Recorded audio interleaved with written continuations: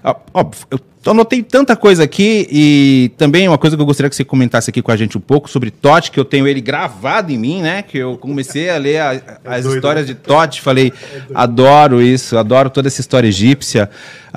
Mas aí antes do Egito, nós temos a questão aí de Atlantes. Antes de Atlantes teve a situação de Lemúria, né? Se eu não me engano. E antes disso teve outras situações. E é onde que eu fico assim perplexo. Tivemos vários povos muito mais inteligentes que nós, né? Assim, em questão de sabedoria. E foram dizimados, né? Aí minha pergunta é, será que a sabedoria destrói? O conhecimento destrói? Ou ele só transforma? A sabedoria só transforma. Só transforma. O conhecimento é só uma fase que um ser humano inteligente precisa para construir seu nível de compreensão. Dependendo do nível de compreensão construído, daí emerge o que a gente chama de sabedoria. A sabedoria sempre acolhe, sempre é tolerante, sempre é produtiva, sempre é luminosa, sempre é expansiva. E o conhecimento, às vezes, ele distancia, não é? Às vezes, se o conhecimento é mal usado por ambições desenfreadas, se o conhecimento é utilizado para conquista, se o conhecimento é só um instrumento do mais forte querendo se impor sobre o mais fraco, aí ferrou. Aqui não há sabedoria, aqui não há... Então, assim, nós, humanidade, somos talvez distintos de tudo mais que exista no âmbito dessa criação, pelas fofocas que rolam. Por quê? Porque, para além do conhecimento, nós temos essa condição mamífera que surgiu com os mamíferos, quando eram ainda irracionais. E que condição é essa? O que a ciência chama de ressonância límbica. O que é ressonância límbica? É um mamífero se incomodar com a dor ou sofrimento de outro mamífero. Isso é impressionante. Isso não existia em nenhuma genética, de nenhuma estirpe, de nenhuma espécie, na evolução biológica, antes dos mamíferos.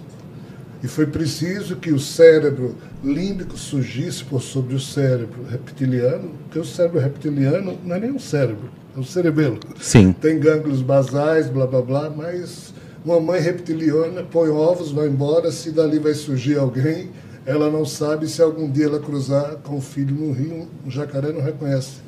Entendi. Mas o mamífero, o filho sai de dentro do corpo da mãe e o hipocampo, a amígdala cerebral, o tálamo e o hipotálamo, essas 4 bases que funcionam no cérebro mamífero, permitem a memorização e, associado à memorização, que esse aqui é meu macaquinho, meu filho, a sensação de zelo que eu tenho em segurar o meu filho, a memória e a emoção se unem num só arquivo cerebral.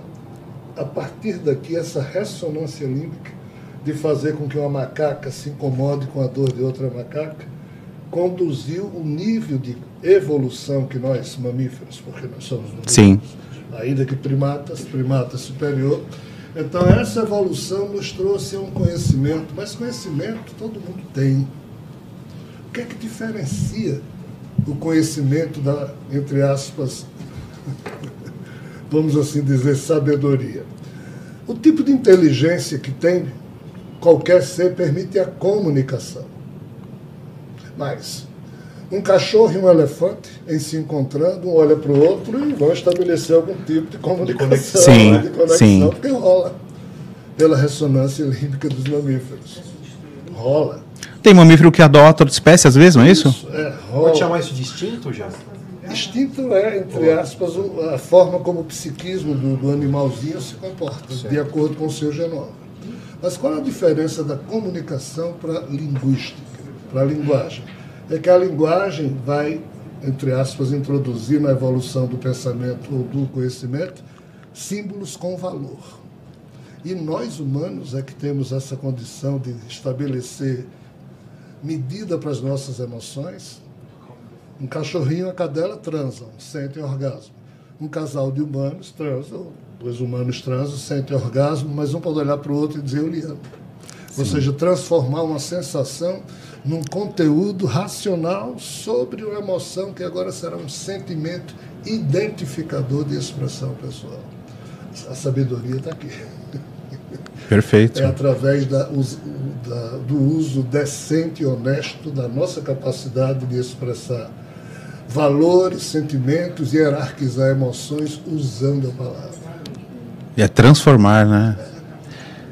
A revelação de Ifá, que está por trás da doutrina dos orixás, que todo mundo deveria conhecer, traz a promessa de Orunmilá, que foi ele que, junto com 16 imolés, estabeleceram a relação chamada revelação de Ifá, que, de novo, quando a cultura iorubá assimilou isso, transformou na doutrina dos orixás, Orunmilá tinha um sonho. O sonho dele era usar a palavra para que, nas encruzilhadas entre todos os mundos, a palavra pudesse, a partir dessa encruzilhada, ir para todos os... Chegar em todos os cantos. Por quê? Porque muitos mundos existiam e existem, segundo a expressão de Orunmilá, e por isso ele identificou 16 ventres na criação. Uau! Em que estão com segmentos existenciais estacionados e precisam da palavra esclarecida. E por que Orunmilá trouxe isso para os humanos? Porque os humanos compõem a única espécie que faz uso disso. Então nós somos um produto formidável da evolução. Cada ser humano vale ouro na vida universal. Pena que nós somos condicionados ao contrário. Nós nos achamos horríveis, pecadores, filhos disso, filhos daquilo, blá, blá, blá. Então não despertamos nossos potenciais e o maior potencial é a sabedoria a qual você se referiu. E esse véu que você fala que não deixava nós nos despertarmos, ô Jean, talvez foi criado de uma forma proposital para que nós fôssemos sempre... Seguramente. Sempre limitados e sempre obedientes àquilo.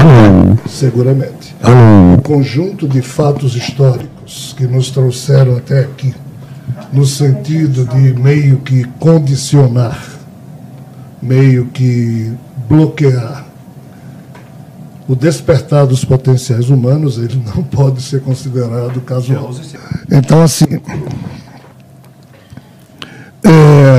no nosso genoma pessoal, nos 28.869 genes que compõem a receita genética presente nos 23 pares de cromossomos que estão em cada célula da gente, existem códigos bloqueadores, travas, lacres, memórias encobridoras. E assim, isso já vem dentro de um projeto. Ou seja, quando um espermatozoide fecunda um óvulo e ali surge um zigoto e dali emerge um cérebro, esse cérebro já vem todo programado e daqui vai emergir um eu que não necessariamente tem nada a ver com as memórias do espermatozoide ou do óvulo que geraram o cérebro. Então esse eu vai ter só que administrar o que já está posto e ele não escolheu isso, ele é um produto disso. E onde está Deus nisso tudo? Esse é o problema. Se nós formos verificar se nisso aqui existe ética, a gente percebe que não existe. Sim, é verdade. Aí, como responder a sua pergunta, via o ângulo da ética, a gente vai dizer, se Deus existe e ele for honesto, isso aqui não é obra dele.